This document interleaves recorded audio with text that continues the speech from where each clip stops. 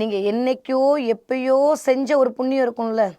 நம்ம எஸ்கே சொல்வார்ல கடைசியில் அந்த படத்தில் டாக்டரில், நான் என்னைக்கோ செஞ்ச புண்ணியம் என்னை காப்பாத்துச்சு அப்படின்ற மாதிரி நீங்கள் எப்பயோ ஏதோ ஒரு ஜென்மத்தில் பண்ண புண்ணியத்தின் விளைவாக இந்த மாதம் தலைக்கு வந்து தலைப்பாவையோடு ஓடப்போகுது. நிறைய மிதுனராசிக்காரங்க பயங்கரமாக வேலையிலேருந்து தப்பிச்சுப்பீங்க. யாரெல்லாம் வேலை போகுன்ற மாதிரி சினாரியோ இருக்கோ எழுதி வச்சுக்கோங்க. ஒன்றுமே நடக்க போகிறதில்ல. எதை பற்றியும் கவலைப்படாதீங்க. பாக்யஸ்தானம் வலுத்திருக்கிறது.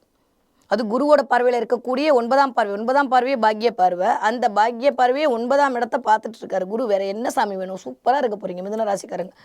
ரொம்ப நாளுக்கு அப்புறம் ஜெயிக்கணுன்ற எண்ணம் வரும். இந்த 9ஆம் இடம் அப்படின்றது நாட் ஒன்லி பாக்கியஸ்தானம், டிராவல், அயல்நாடு போகிறதுக்கான வாய்ப்பு, வெளியூர் வெளிமாநிலம் போகிறதுக்கான வாய்ப்பு. இப்போ நிறைய பேர் சென்னையில் இருந்தீங்கன்னா சென்னைக்கு மிக அருகில் செங்கல்பட்டு வர போகிறீங்க. செங்கல்பட்டில் இருந்தீங்கன்னா சென்னைக்கு வந்துட்டோம் அப்படின்ற மாதிரி வர போகிறீங்க. இது வரைக்கும் பிரிந்திருந்த கணவன் மனைவி சேர்வதற்கான வாய்ப்புகள் கிடைக்க போயிடுது.